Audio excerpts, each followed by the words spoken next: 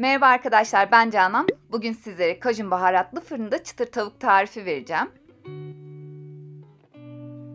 Dışı çıtır, içi yumuşacık tavuk parçaları yapacağız. Yanına da ballı hardal sos hazırlayacağız. Öncelikle tavuklarımızı doğruyoruz. Ben bu tarifte kalça eti kullanmayı tercih ediyorum. Daha lezzetli buluyorum ama göğüs eti de kullanabilirsiniz. İstediğiniz boyda da doğrayabilirsiniz tavuklarınızı. Şimdi tavuğumuza hem lezzet verecek hem de çıtırlık sağlayacak malzemeleri hazırlayacağız. Unumuzun içerisine kajun baharatı koyup karıştırıyoruz. Yumurtamızı da çırptıktan sonra yine aynı şekilde bu sefer de ekmek kırıntılarının içerisine baharatımızı ekleyip karıştırıyoruz. Tavuklarımızın daha çıtır olması için fırın kağıdının üzerine birazcık yağ sıkıyorum.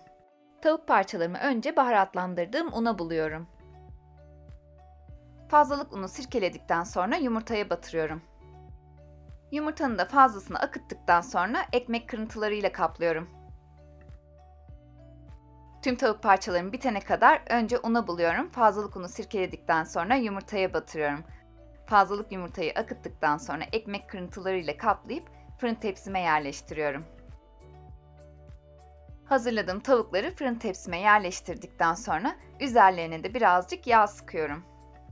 Şimdi artık tavuklarımızı pişirebiliriz. Önceden 230 dereceye ısıttığım fırında 5-6 dakika kadar pişireceğim. Daha sonra fırınımı açıp bir maşa yardımıyla tavuklarımı çeviriyorum. Bu şekilde hem alt tarafları hem de üst tarafları güzelce kızaracak. Şimdi bir 5-6 dakika daha bu şekilde pişireceğim. O sırada biz de sosumuzu hazırlayacağız. Ben bu tarife ballı hardal sosunu çok yakıştırıyorum ama istediğiniz sos ile yiyebilirsiniz. Bir kabın içerisine bir tatlı kaşığı kadar Dijon hardalı alıyorum. Üzerine bir tatlı kaşığı sarı hardal, bir tatlı kaşığı mayonez ve bal ekliyorum.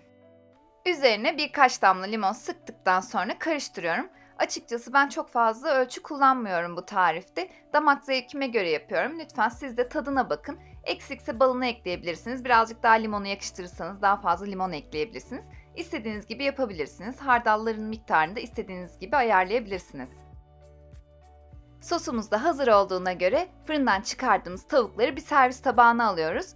Yanına sosumuzu da koyarak artık servis edebiliriz.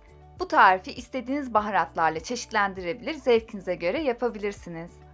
Dışı çıtır, içi yumuşacık, çok lezzetli ve çok pratik fırında kajun baharatlı tavuklar yaptık. Bu tarifimi beğendiyseniz beğeni tıklamayı ve kanalıma abone olmayı unutmayın. Tarifimi de yaparsanız yorumlarınızı bekliyorum. Afiyet olsun.